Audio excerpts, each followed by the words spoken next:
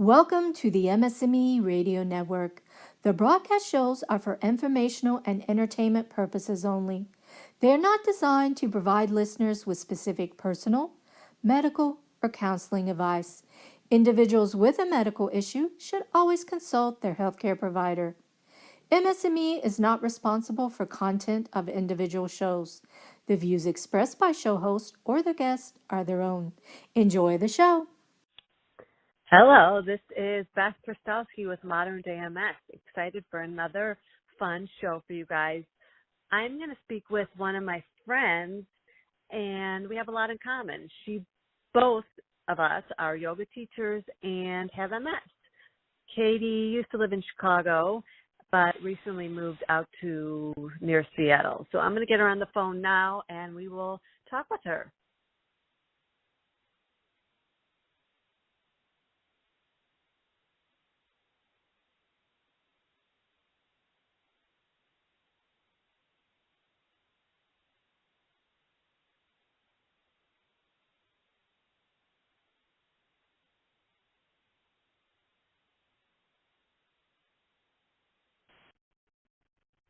Hello. Hello, Katie. How are you? I'm good. How are you? Good. Thank you so much for taking the time to speak with me. Oh, it's my pleasure.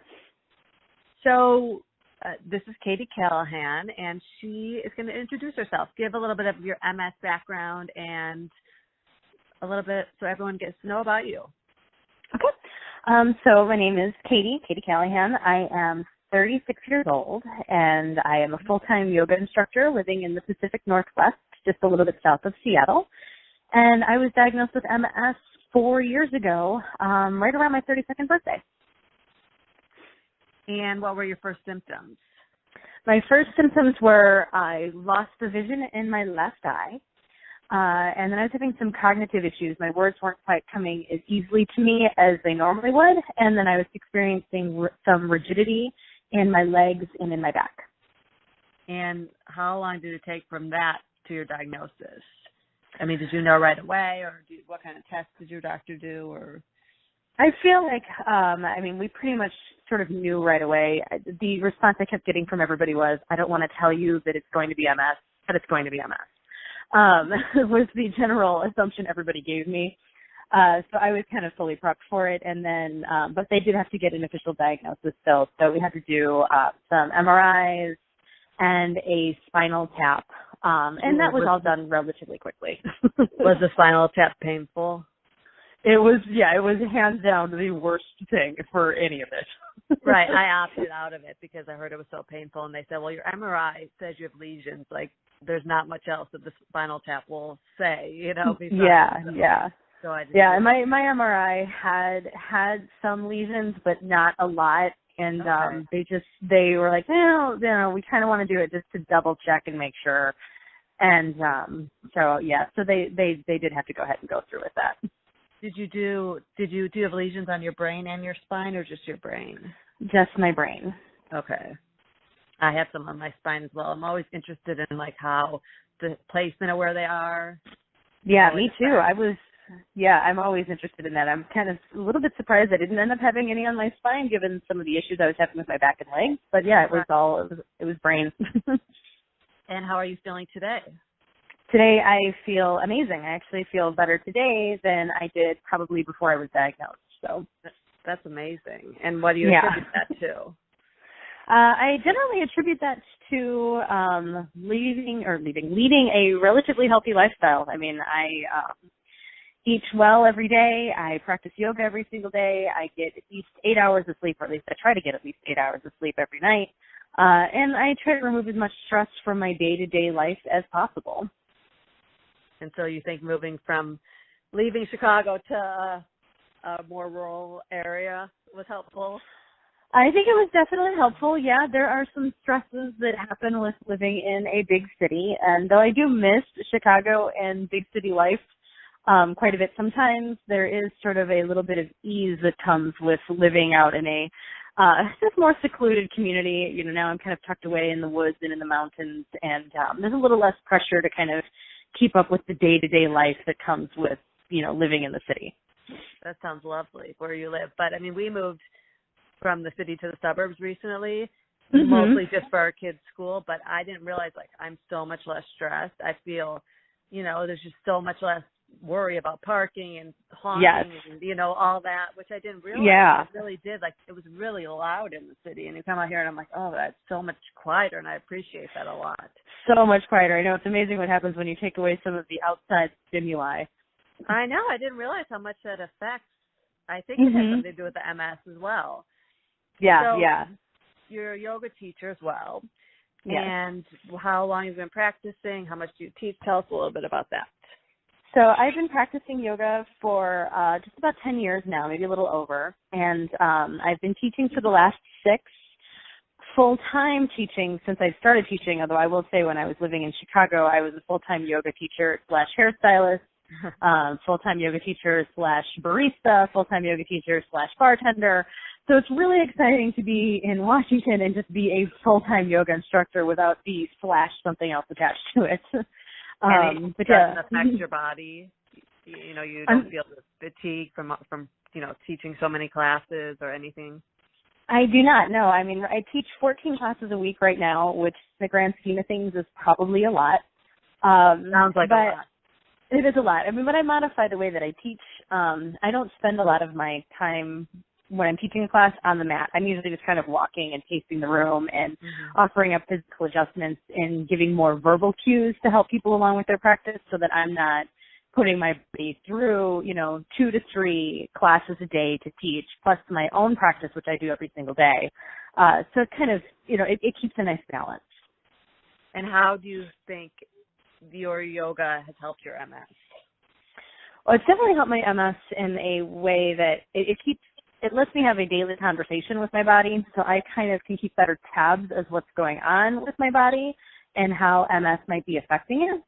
Just from that daily practice and getting that daily check-in to see like, okay, that feels great today, or this is feeling a little different. Maybe I need to adjust something in the way that I'm, living my life, or maybe I didn't get enough sleep last night, or, is this something I want to keep my eye on and see if it persists over the next couple of days, and if so, do I need to give my doctor a call and see if there's something that we have to address?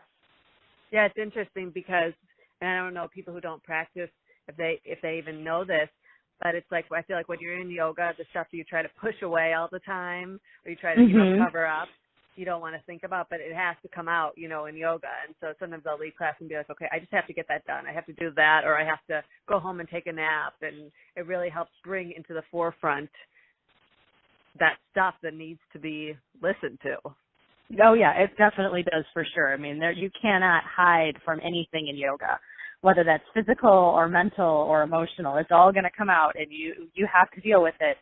So if there's something going on in my body that is MS related, my yoga practice is going to be sure to highlight it. Definitely. And I don't want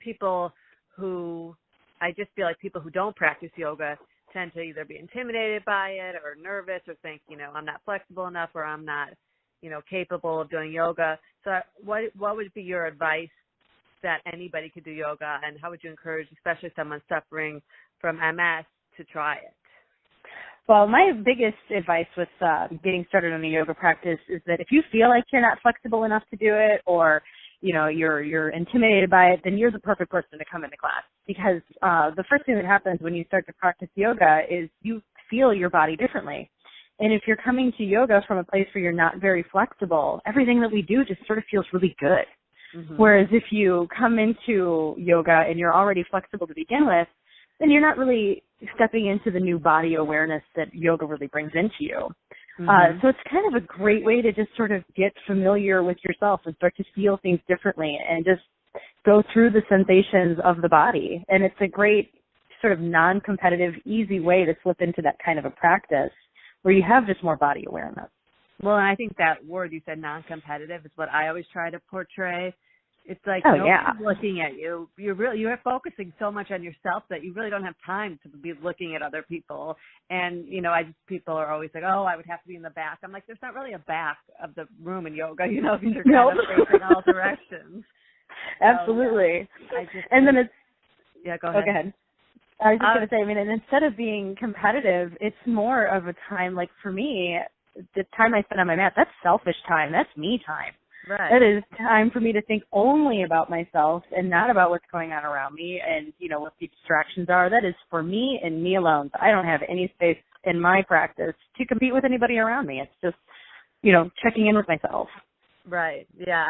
I really wish more people felt that way, because I just feel like there's this, regardless if you have MS or not, there's just this thing when I talk to people about yoga. I really want to try it, but I'm really bad at yoga, or I'm really too busy, and I'm like, everybody could do yoga and everybody needs yoga. I think we would have there's so much hate and angry people out there. If everybody and to did be yoga, fair, yeah, we'd all be happier. right. But I also like to tell people, none of us are good at yoga. We all Right. are practicing it. We all need yoga, and we all need the improvements of it. Right, and I say if we were all perfect at yoga, then nobody would practice. That's the whole point. Right. To practice, we need to grow, and maybe for one person it's touching their toes, for another person it's some extravagant arm balance. Oh yeah, no, I know. When I first started practicing yoga, touching my toes wasn't even an option, but bending backwards was where I found happiness. So it was just a running joke. It was like, well, I'll be able to touch my feet to my head going backwards before I can touch my hands to my feet going forward. Right, because everyone's body is built differently. Yep, exactly. So do you have a favorite pose? My favorite pose currently is headstand. I just love a good headstand right now. Getting my feet above my head and above my heart, and just sort of letting everything flush through. It just feels so good to me right now. And plus, with the craziness of holidays coming up, it's just good to turn the world upside down and clear the head and just kind of chill out for a few breaths. I mean, when you're in headstand, you can't think about anything else except for what your body is doing, and it just really wipes the mind. And it's amazing how if I'm in a bad mood, or if I'm tired and I do a headstand, all of a sudden I'm 5 minutes and I'm a new person. Absolutely. It's a complete just mental changer. And we should mention, for those people who think, oh, I could never do a headstand, obviously there's the wall and there's props, but they could just do legs up the wall, which is bring your butt right to the wall and, bring your legs right in alignment with the wall, and just getting the blood flowing down your feet and your legs is a lot. It's very helpful. Oh, yeah, absolutely. It's totally helpful. Anything you can do to just get anything in your legs to just flush, it's a total game changer for your head. And I think a lot of people might have that numbness in their feet, or they have a hard time walking. So I would recommend that legs up the wall or headstand. And also for sleep, sometimes if I can't fall asleep, I'll do legs up the wall, like in my bed. Yeah, me too. It helps. So that's something, I hope other people would try. Do you have a least favorite pose? Any seated forward fold, and that has been a standard since I started practicing. I hate seated forward folds. I think that is just so interesting. First of all, I've never heard anyone say that, and second of all, that probably would be my favorite. Just if I'm sitting on the floor with my kids, I'll just do a forward fold. Just kind of.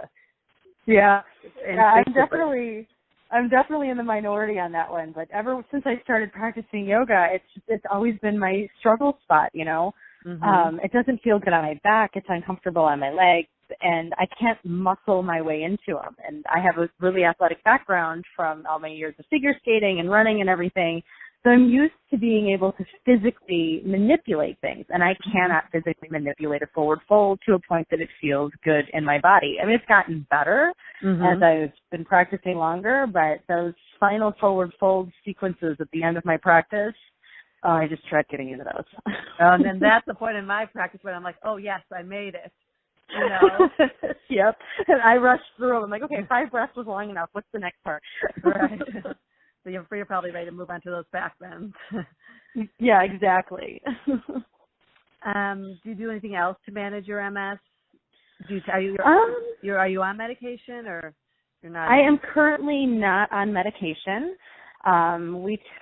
Doctors and I took me off of the Copaxone 3-time-a-week injections back in March of this past year. And it started off as just sort of an experiment because I was getting really run down from having to do the injections, and they were just really starting to get in the way of my life, and I needed a break. I had asked my doctors if I could take a break or switch medications, and since I had sort of been symptom-free since the initial onset of my diagnosis and starting treatment, they were fine with me taking a little bit of a break, and then I had brain scans and everything scheduled for 3 months after that, they're like, we'll take a break until after we do your scans, and we'll see what the results are, and then we'll address what we feel would be the best course of action for you for medication from there. But then when I went and had my scans done again 3 months later, there was significant improvement from the previous one I had had the year before. It's very rare to hear people say, and even some doctors or articles I read say, you can't reverse, you can't make your lesions smaller. You could just prevent from getting new ones. Yeah, and that was sort of the impression I was always under. But then having seen the scans, I mean, there was a significant difference between the last set that I had had and the ones that I had just recently had done. I mean, there was vast improvement. Some had gotten smaller, and some had just straight up disappeared. Wow. And it almost made me wonder, did we grab the wrong scans, or, was there a mix-up somewhere? But they ran us side by side, and even my doctor was thoroughly impressed, and she just didn't really know what to say, but she said if I didn't want to go back on medication right away, then I didn't have to, and to just maintain, what I was doing, keep a good note of how I was feeling, and just if I started to notice any significant changes or just any minor changes, to get in contact with her, and then we would address from there. But I haven't had any issues, I mean, knock on wood, since we pulled me off the medication. Do you attribute it to anything specific or just a combination of things? I feel like it's just a combination of things, really. I mean, I would love to be able to credit yoga 100% for it, because I do think that yoga is wonderful and it does lots of fabulous things. But, I do think having like a daily physical practice definitely helps with it. I think kind of maintaining a clean and healthy diet has helped. I think removing myself from stress, like we talked about before, has helped, and limiting myself to one career path instead of 7 is always a good plan. And just getting consistent sleep and, really listening to my body and paying attention to what's going on around me, I think has made all the difference. As far as the diet, do you follow any specific diet? Do you do gluten-free, vegan, or the wall protocol? No, I don't follow any specific diet. I've always been a really good sort of clean, healthy eater anyways, and I think that just sort of stems back to my earlier life, always being athletic and being in training as a figure skater. There was never really room for building bad eating habits.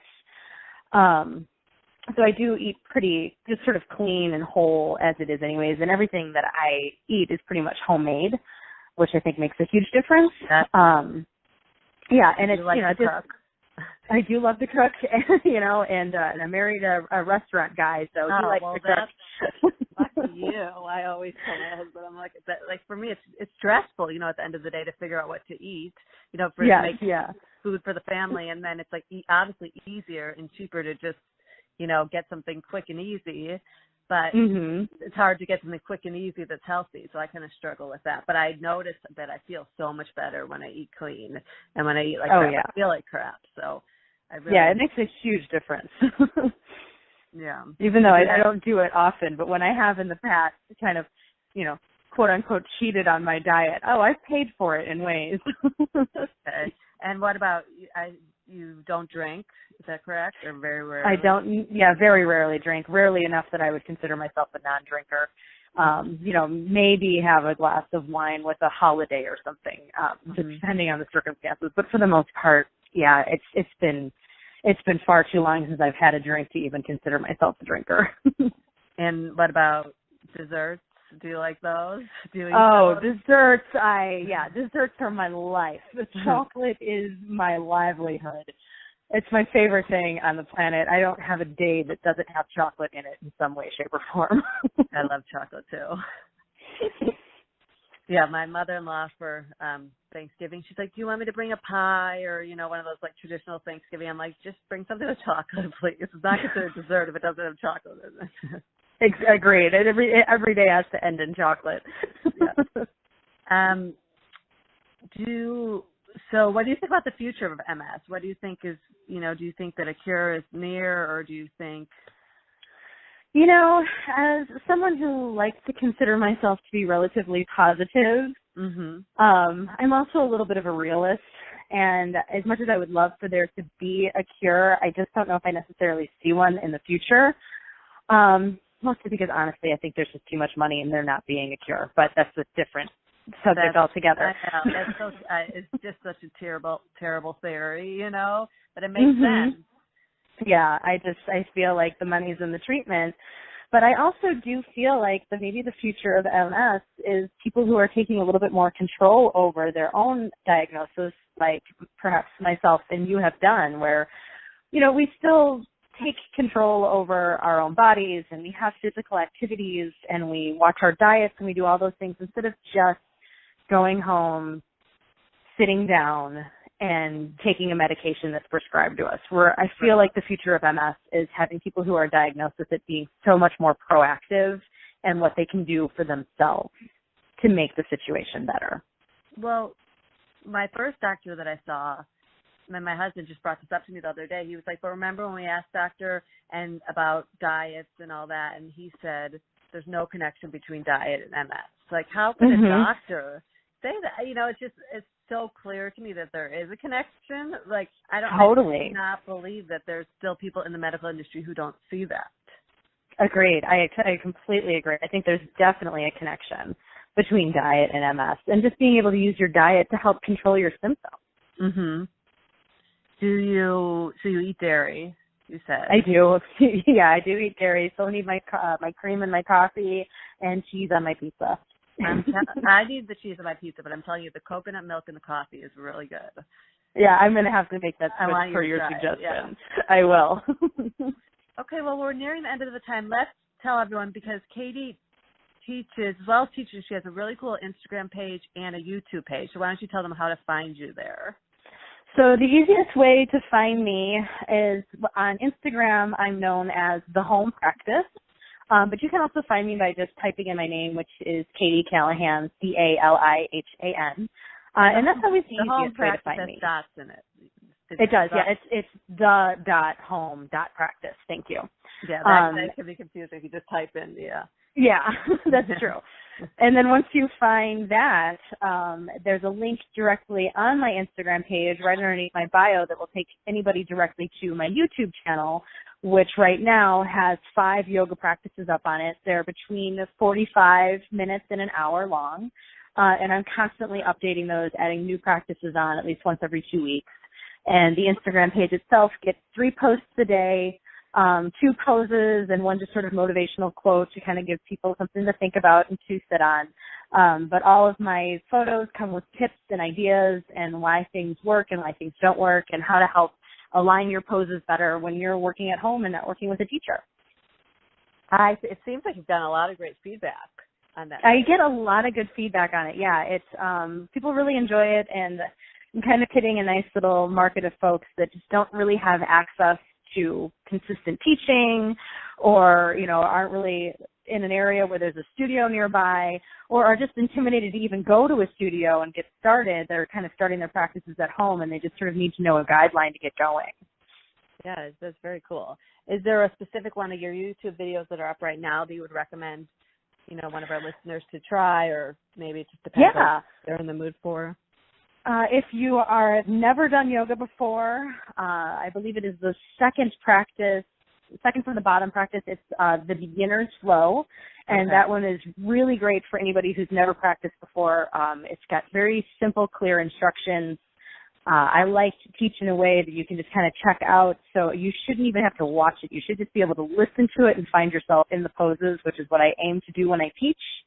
And then for anybody that has any yoga experience, the rest of the videos are definitely open to you. I just put up a all levels flow on Sunday that will hit beginners and the advanced practitioners alike, with plenty of options for add-ons. And this just sort of really shows the evolution of a pose, how you can go from the basic standard foundation of a pose and where it grows into, so that there's a place to kind of leave off every level that chooses to take that class.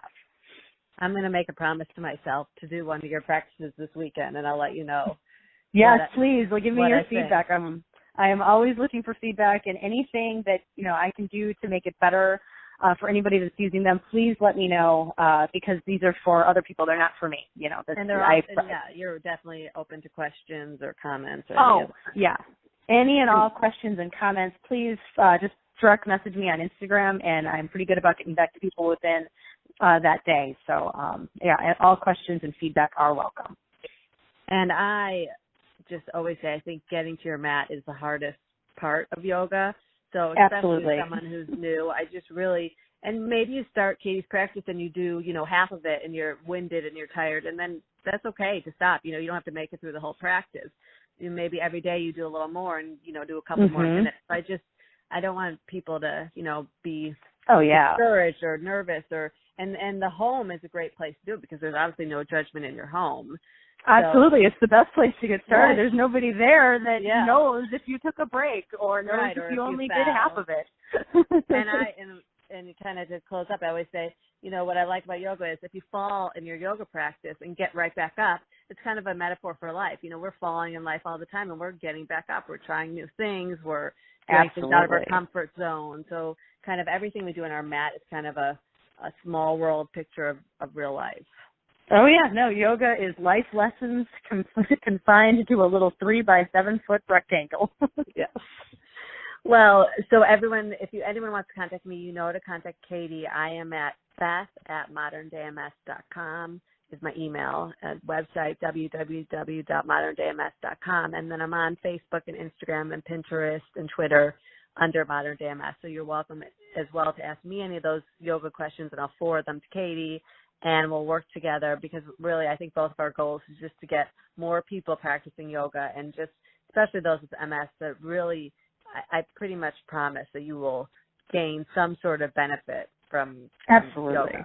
And even, meditation and breath work is, if you can't get out of bed, there's stuff you could even do in bed. Absolutely. There's an entire book about stretching in bed. Yeah. Well, thank you so much, Katie. I love speaking with you. I'm going to do your practice this weekend, and we will hopefully have you on again to get on maybe another yoga or next step. Excellent. Sounds great, Beth. Thank you so much. Okay. Great to talk to you. Have a wonderful day. Bye. All right. You too. Bye-bye.